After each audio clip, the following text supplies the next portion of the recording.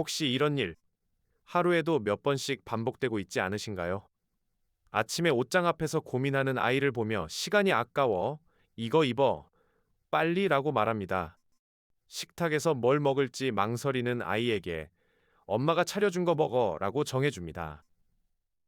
저녁에 숙제와 목욕 사이에서 머뭇거리는 아이를 보며 목욕부터 해, 얼른이라고 순서를 정해줍니다. 아이를 위한 마음이었습니다. 시간도 아끼고 실수도 줄이고 더 효율적으로 하루를 보내려는 사랑이었습니다. 하지만 뇌과학은 우리에게 조금 다른 이야기를 들려줍니다. 부모님께서 아이의 하루를 대신 결정해 줄 때 아이의 뇌 속에서는 아주 중요한 기회 하나가 조용히 사라지고 있습니다. 바로 스스로 생각하고 판단하고 선택하는 경험입니다. 이 경험이 사라지면 아이의 전전두엽은 점점 쓸 일이 없는 근육처럼 잠들기 시작합니다. 전전두엽은 계획을 세우고 결정을 내리고 책임을 지는 뇌의 사령탑입니다. 그런데 이 사령탑이 제대로 훈련받지 못하면 아이는 점점 수동적이 됩니다. 무엇을 할지 스스로 결정하지 못하고 누군가 시켜야만 움직이고 조금만 어려운 상황이 오면 엄마 어떻게 해? 라고 묻게 됩니다. 이건 아이가 게으르거나 의지가 약해서가 아닙니다. 뇌가 그 훈련을 받지 못했기 때문입니다. 하버드 아동발달센터와 자기결정이론을 연구한 학자들은 놀라운 사실을 밝혀냈습니다. 아이가 스스로 선택하는 경험은 단순히 자율성을 키우는 것을 넘어서 뇌의 의사결정 회로와 동기 시스템을 동시에 활성화합니다.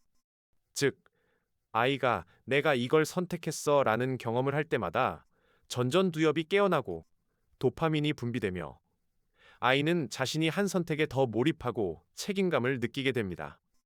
반대로 모든 것이 정해져 있는 환경에서는 뇌가 수동 모드로 전환됩니다. 생각할 필요가 없으니 뇌는 에너지를 아끼기 시작합니다. 그 결과 아이는 점점 지시를 기다리는 사람이 되어 갑니다. 전통적으로는 부모가 많이 결정해 줄수록 아이가 실수를 덜 하고 더 안전하다고 생각했습니다. 하지만 뇌과학은 정반대의 방향을 보여줍니다. 아이는 작은 선택을 통해 뇌를 훈련하고 그 훈련이 쌓여야 나중에 큰 결정도 스스로 내릴 수 있게 됩니다. 그렇다면 우리는 무엇을 어떻게 바꿔야 할까요? 오늘부터 바로 실천할 수 있는 방법을 소개합니다. 이름하여 하루 3번 선택권 주기 루틴입니다. 아침에 옷이나 양말 중 하나를 선택하게 하세요. 아침은 하루 중 가장 바쁜 시간입니다. 그래서 부모님이 모든 걸 정해주기 쉽습니다. 하지만 바로 이 순간이 아이의 뇌를 깨우는 첫 기회입니다. 방법은 간단합니다. 아이에게 이렇게 말해주세요. 오늘 양말 파란 거 신을래? 초록 거 신을래? 또는 이 티셔츠 입을래? 저 티셔츠 입을래? 중요한 건 선택지를 2개로 제한하는 것입니다. 3개 이상이 되면 아이는 오히려 혼란스러워합니다. 반드시 부모님이 받아들일 수 있는 선택지만 제시하세요.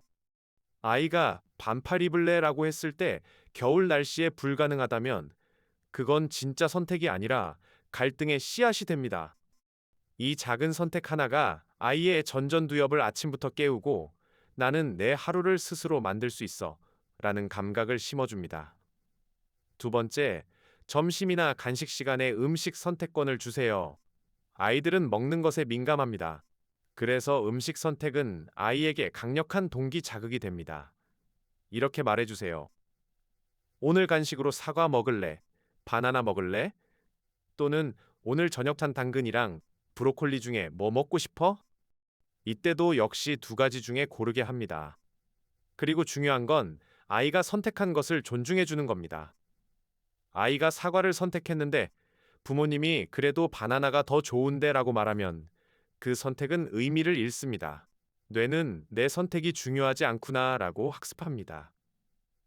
반대로 선택을 존중받은 아이는 자신이 고른 음식을 더 잘 먹고 다음 선택에도 더 적극적으로 참여합니다. 이 경험이 누적되면 아이는 내 의견이 소중하구나 라는 자존감을 갖게 됩니다. 3번째, 저녁 루틴에서 순서 선택권을 주세요. 저녁 시간은 아이도 지쳐 있고 부모님도 피곤한 시간입니다. 그래서 빨리 목욕해, 빨리 자라는 지시가 자동으로 나오기 쉽습니다. 하지만 이 시간에도 작은 택 하나를 줄 수 있습니다. 아이에게 이렇게 말해주세요. 오늘 목욕 먼저 할래? 책 먼저 읽을래? 또는 양치 먼저 할래? 잠옷 먼저 입을래? 결과는 같습니다. 어차피 둘 다 해야 하는 일입니다. 하지만 순서를 스스로 정하는 것만으로도 아이의 뇌는 완전히 다른 반응을 보입니다. 아이는 내가 정한 거니까 라는 이유로 더 협조적이 됩니다. 억지로 시켜서 하는 목욕과 스스로 선택해서 하는 목욕은 뇌 안에서 전혀 다른 회로를 사용합니다. 후자는 전전전두엽과 보상 시스템을 함께 활성화하며 아이에게 성취감을 줍니다. 여기서 부모님들이 자주 하시는 질문이 있습니다. 그럼 아이가 하루 종일 자기 마음대로 하겠다고 하면 어떻게 하나요? 좋은 질문입니다. 선택권을 준다는 건 모든 걸 아이 마음대로 하게 내버려 두는 게 아닙니다. 경계 안의 자유입니다. 부모님이 받아들일 수 있는 두 가지 선택지를 주고 그 안에서 아이가 고르게 하는 겁니다. 예를 들어, 오늘 뭐 입을래? 가 아니라 이거 입을래? 저거 입을래? 입니다. 뭐 먹고 싶어? 가 아니라 이거 먹을래? 저거 먹을래? 입니다.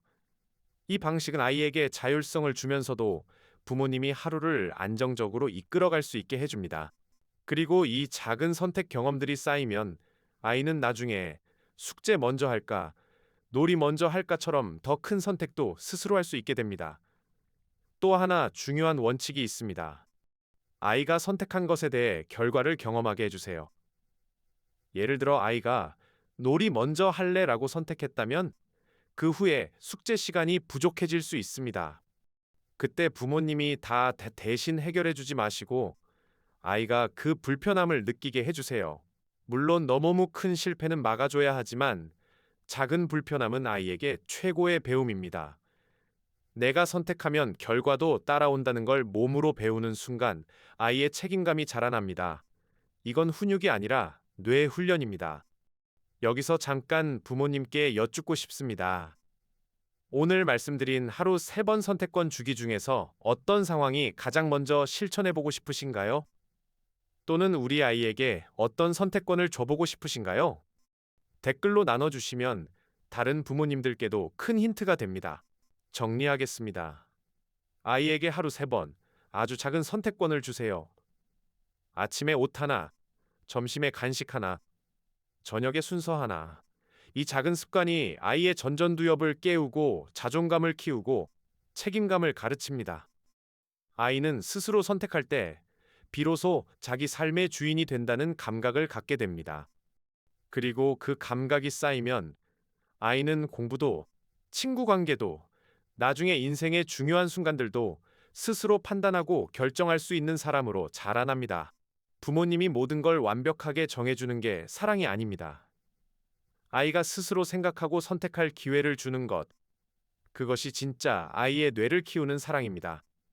이 영상이 도움이 되셨다면 좋아요와 구독 부탁드립니다. 여러분의 작은 클릭 하나가 더 많은 가정에 따뜻한 변화를 전할 수 있습니다. 엄마 아빠 뇌성장 연구소는 언제나 부모님 곁에서 응원하겠습니다. 오늘도 고생 많으셨습니다.